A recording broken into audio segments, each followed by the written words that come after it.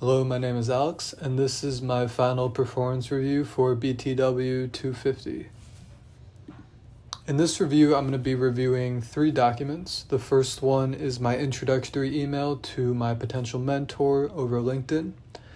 The second one will be my peer review of the work procedural manual.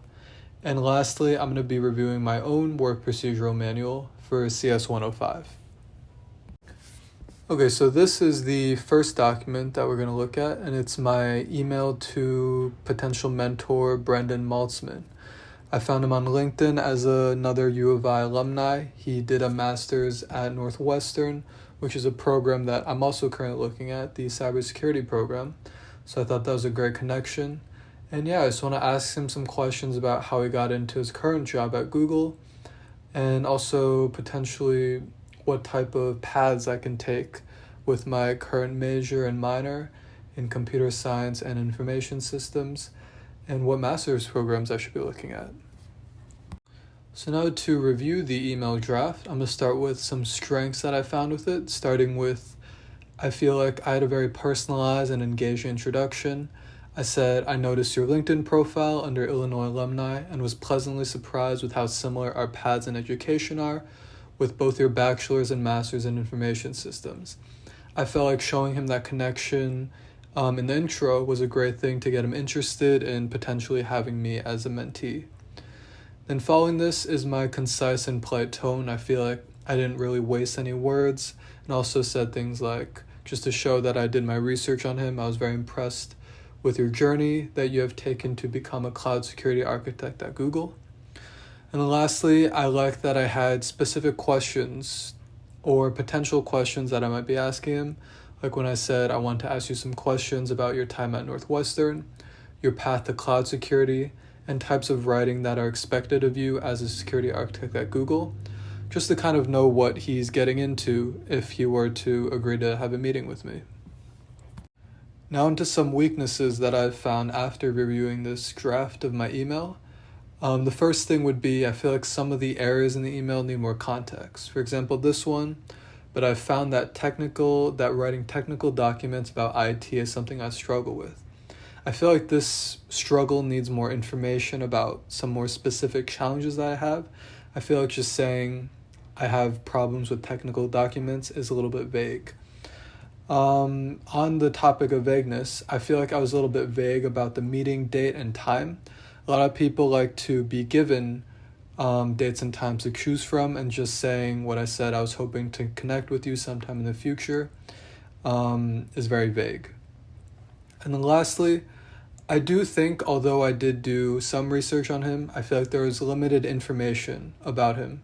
I noticed your LinkedIn profile under Illinois alumni and was pleasantly surprised with how similar our paths in education are. I feel like going above and beyond, maybe looking him up on the internet or looking up what he does at Google could be very impressive rather than just quickly looking at his LinkedIn profile. But overall, I really feel like the email effectively communicated my interests and intentions, and it could be strengthened by just these weaknesses that I talked about. Okay, so my second document was a peer review of my classmate Luke Zelinskis's original work procedure manual for a new crew member at Imagine Movie Theaters. So this is his original draft right here, and this is my peer review of that draft. I split my review up into 5 main sections that are recommended on the course website. And finally, in number 6, I summed them up with what was missing for the final draft, as you can see right here. Okay, so after reviewing my peer review, one of the strengths that I found was to start the structure of the feedback with the clear categories like signposts, unclear reference points, and cause and effect logical progression, etc. And then the second one was the specific examples and constructive recommendations. So as an example, one of my recommendations was, for instance, in the concession section, it is important to note this. Could be more specific by stating it is important to note the variety of kitchen items and food tickets to avoid any ambiguity about what needs to be noted. So I think recommendations like these are very helpful because they're specific and actionable and really provide value to the reader. Okay, now moving on to some of the weaknesses of my peer review. The first one I think would be lack of positive feedback. I feel like having positive feedback and acknowledging strengths can really help maintain motivation and also give the reader a good idea of what they should continue doing and help balance out some of your criticisms. One quote that I had was, "This section transitions smoothly into the specific roles, but does not include chronological directions." So I think this one, rather than being positive feedback, it transitions too quickly into the negatives with the "but" after not really elaborating on why I felt his section transitioned smoothly. Now moving on, I feel like there is limited depth in some area. For example, when I said, however, phrases like "funny enough" in the usher section introduce a casual tone that slightly deviates from the professional tone established elsewhere. I feel like I can offer more suggestions and detailed reasoning for critiques like this, and also in other areas I could be more specific with my critiques. Then lastly is the formatting and presentation. Although I do like the structure that I currently have, I feel like I could get deeper with subcategories, for example, like this presentation with strengths and weaknesses, again, including that positive feedback that I mentioned previously. Alright, so now I'm going to talk about the last document that I wanted to review, my own personal work procedural manual. It is from one of my previous jobs as a CS 105 course assistant here at U of I. And this is the handbook right here.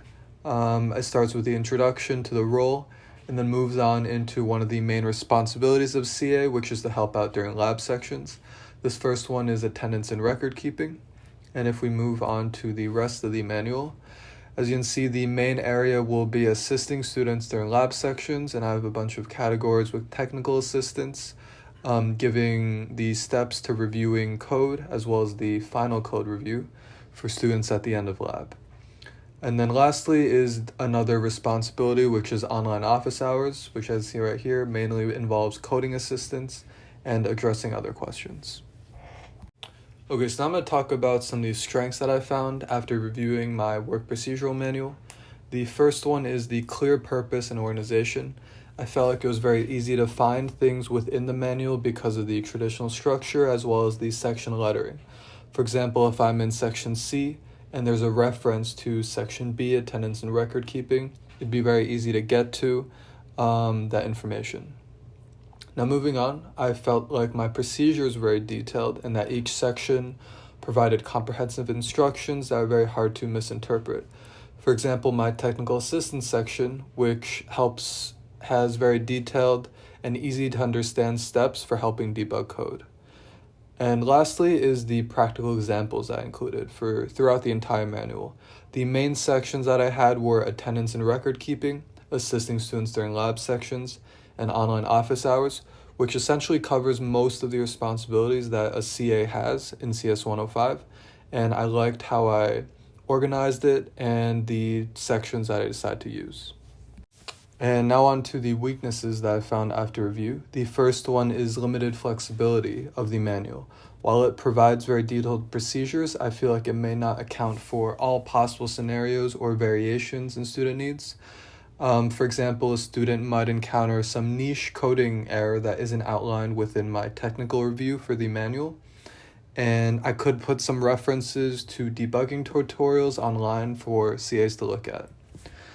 The second one, adding on to this, is the lack of training resources. While the manual outlines procedures for various tasks, it doesn't provide any guidance in training. I felt at some points during my job, there were some things that I forgot from my time at CS 105, and it could have been useful to have some resources to prep for the labs and to review some of the stuff we had learned when I was a freshman.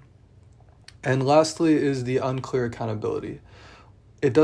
The manual doesn't really clearly define some escalation process for CAs or if they encountered challenges that need assistance beyond their scope of responsibility. One example of this would be if they caught a student cheating or sharing their work with another student at the lab, which isn't allowed. But yeah, altogether, I feel like the manual definitely effectively outlines the responsibilities and procedures for CAs in the CS department, but it could be strengthened with some more resources for the reader.